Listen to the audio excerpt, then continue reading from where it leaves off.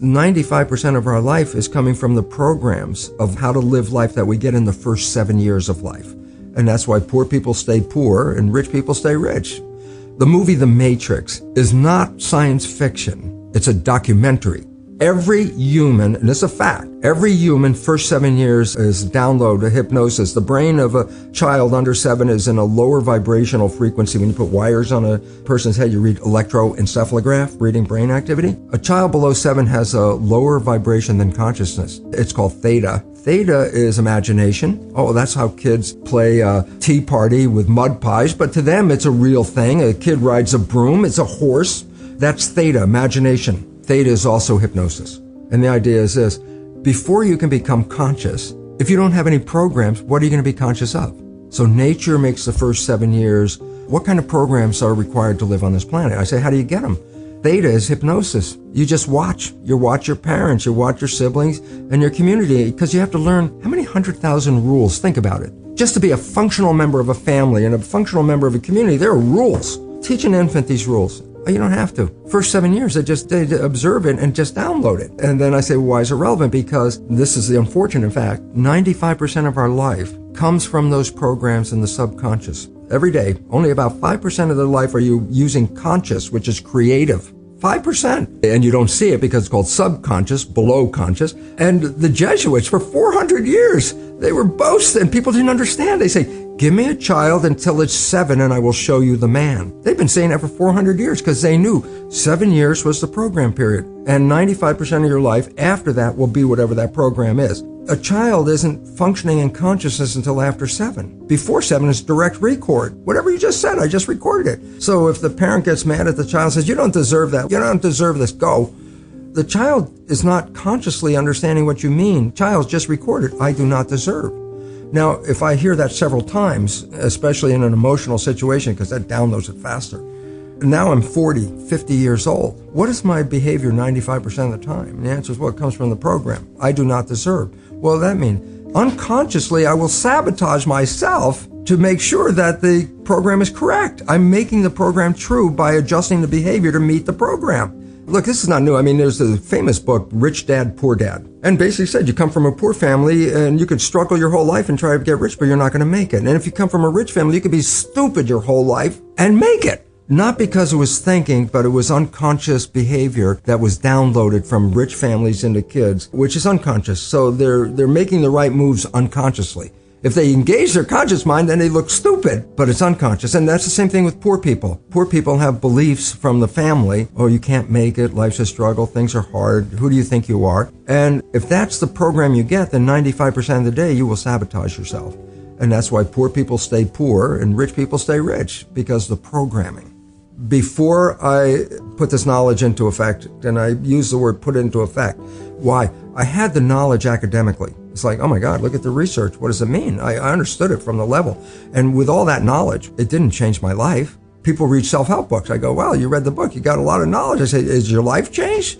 No. But you got a lot of knowledge. And so here's the difference. The conscious mind is creative and can learn in any number of ways. Read a self-help book, go to a lecture, listen to this, and conscious mind's going to get some awareness. And I go, yeah, but subconscious mind doesn't learn that way. Subconscious mind learns in two fundamental ways naturally. Hypnosis, which is the first 7 years. And after age 7, how do you put new programs in? Repetition. Practice. You want to drive a car? You didn't learn how by just getting in the seat and put the key in. You had to practice driving the car. You want to learn the alphabet. How many times did you go from A to Z? Try to go to A to Z before you can complete it. And once you completed it, you didn't have to go back and do it again. So 2 phases. You want to train the subconscious mind. Hypnosis, repetition. I like the last one because there's a new phrase that's bandied about called fake it till you make it. Meaning, if you're not a happy person, I say you want to be a happy person, then repeat all the time. I'm happy. I'm happy. I say, well, you don't look happy or anything. You say, no, who am I talking to? By repetition, I'm talking to subconscious. If subconscious gets, I am happy, and 95% of your life comes from that subconscious, there will be a point once the subconscious got, I am happy, you don't have to say it again. It'll be automatic. It's repetitive. That's the secret part. Putting a sticky note on the refrigerator is more like a suggestion, but it's not a repetition. So it doesn't work very well. Repetition is a habit. It's making habit. So you got to do something religiously in the sense of repeating it to make it work. Every night when you go to bed, just when you're falling off into sleep, consciousness is disconnecting. The next period of your brain operation while your consciousness is disconnected is theta, which is the same brain function as in the first 7 years. So if you put a pair of earphones on at night with a program of what you would like to be true in your life, as soon as your conscious mind disconnects, that program is playing. It's not playing into your conscious mind. That's shut off. It's now going straight into the subconscious mind. So it's called auto-hypnosis. You don't need to go see a hypnotherapist. You just have to pick out what program would you like to have that you don't have. 95% of your life is coming from the subconscious. Your life is a printout of your subconscious behavior. Oh, so you don't have to try and think about what happened. I just say, look at your life. The things you like that come into your life come in because you have a program that supports them. But anything you struggle with, work hard at, put a lot of effort into making it happen, why you're working so hard, inevitably you have a program that doesn't support that conclusion and you're trying to override the program. So you don't need to do a lot of shrink and psychology stuff. You just look at your life and say, where am I struggling? Because wherever you're struggling, inevitably it's a program in your subconscious that does not support that destination you've been looking for. I had to deal with the issue of teaching medical students and going into the classroom. Teaching conventional curriculum is the old genes control life story. And so I go in there and teach that to medical students. But when I'd go back in my lab and look at my research on stem cells, my research revealed conclusively that the environment in which the cells live determine genetic activity. So it's complete opposite of what I was teaching in medical school. And the difference is profound. The conventional story, almost everybody's programmed with genes turn on and off, and then they control the character of your life.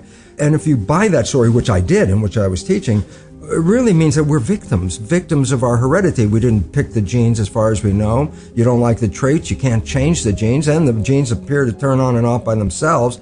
All of a sudden you see your life is not under your control, it's under the control of the genes. And a lot of people feel that way looking at their family history and going, oh my goodness, I might have the genes for cancer or whatever it is.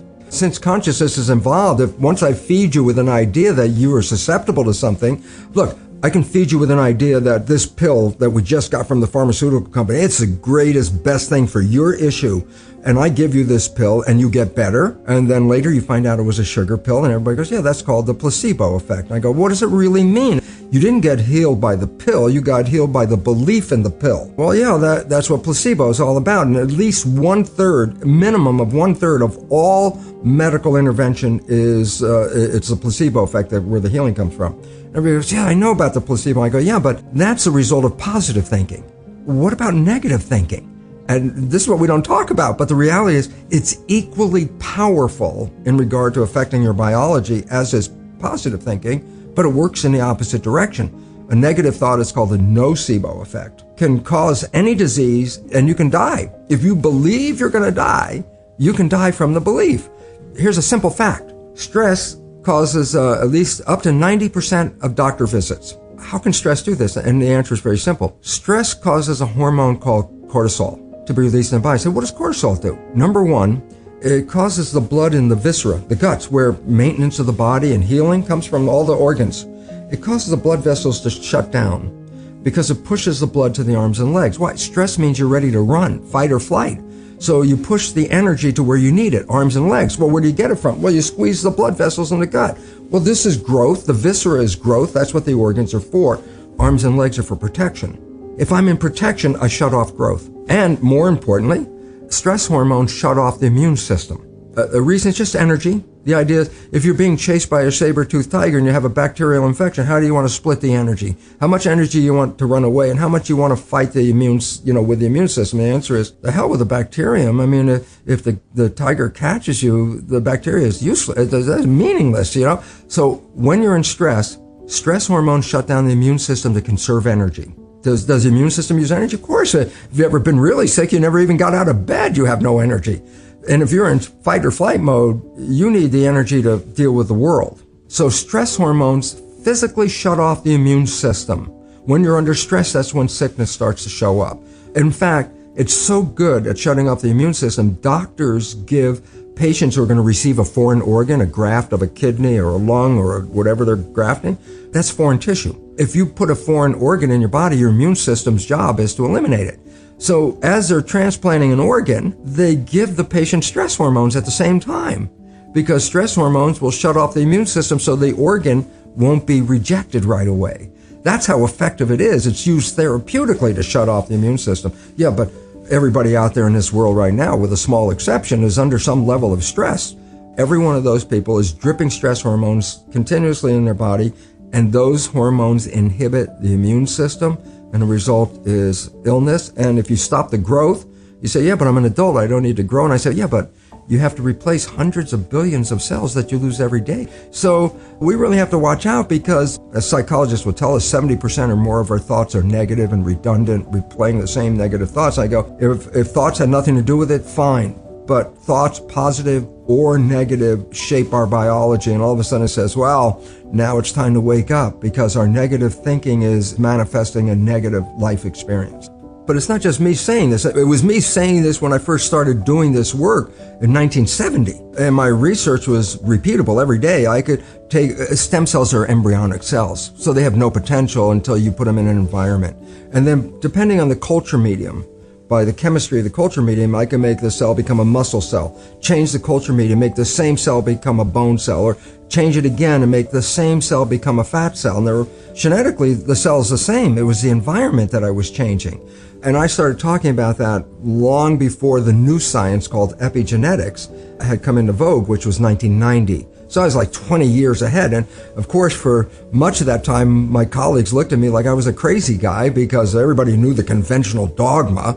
And I was, coming up with a whole different line of belief about it. And now it's come into mainstream. The only problem is this: when you invest so much money into a belief system, and then a belief system isn't really right, you try to hold on as long as you can, because if you spend hundreds of billions of dollars in this belief, you don't want to just go, oh, okay, we'll just change it. So it's a struggle, but the reality is coming forward, and the public is just becoming aware of it.